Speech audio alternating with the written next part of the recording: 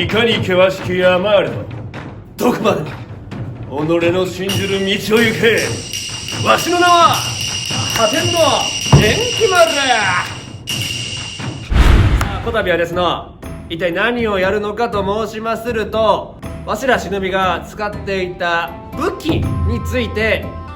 ちいと話していこうと思いまする。前回な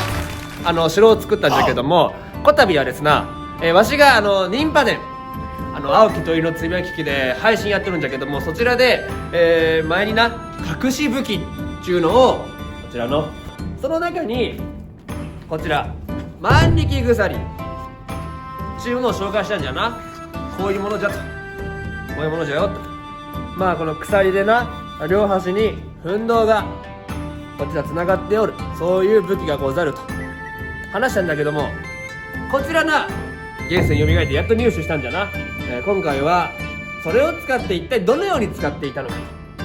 そういったところをみんなに届けていこうと思いまする。それでは参ろう。さあ万力鎖、一体どういうものかと申しますると、こういうものでございまする。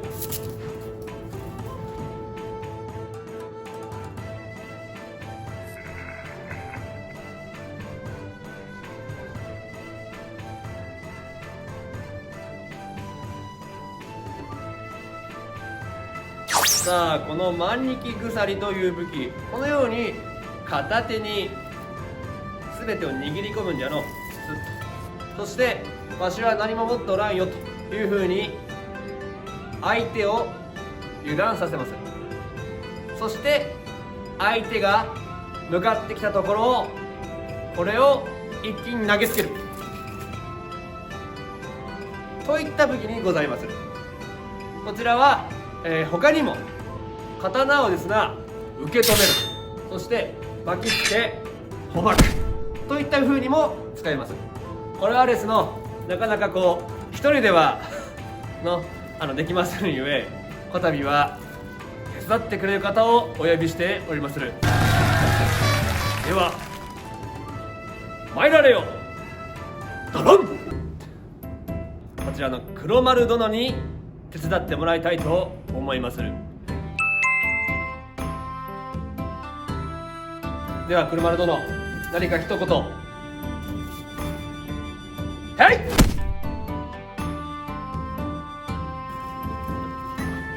黒丸殿、ずずずいって引くと分かると思いまするが、刀を持っておりますゆえに、一体どのようにして防ぐのか、または捕獲していくのかっていうのをこたびお見せしようと思いまする。さらばこのように刀が振り下ろされるといったところ、このように万力鎖ガッと押さえまする。そしてここでガッ、刀を1回転させ、このように相手の懐まで飛び込みまする。そしてここで相手の手首ごとのまたここでぐるっと巻いてしまえば、この締める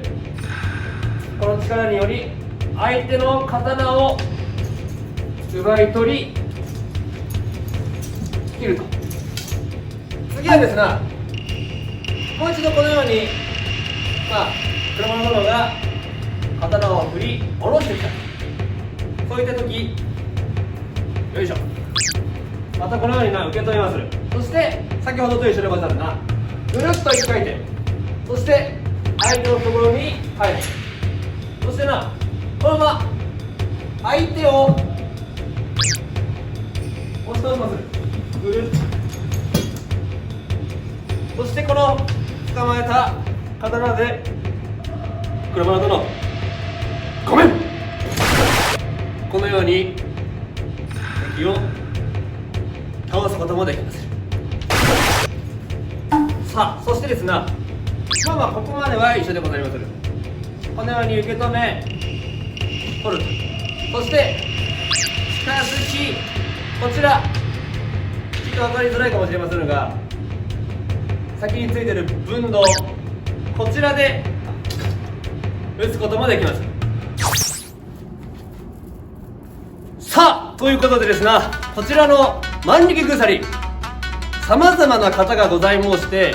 先ほどやった他にも約300種類の立ち回り方がございまする。単にこのように首を絞める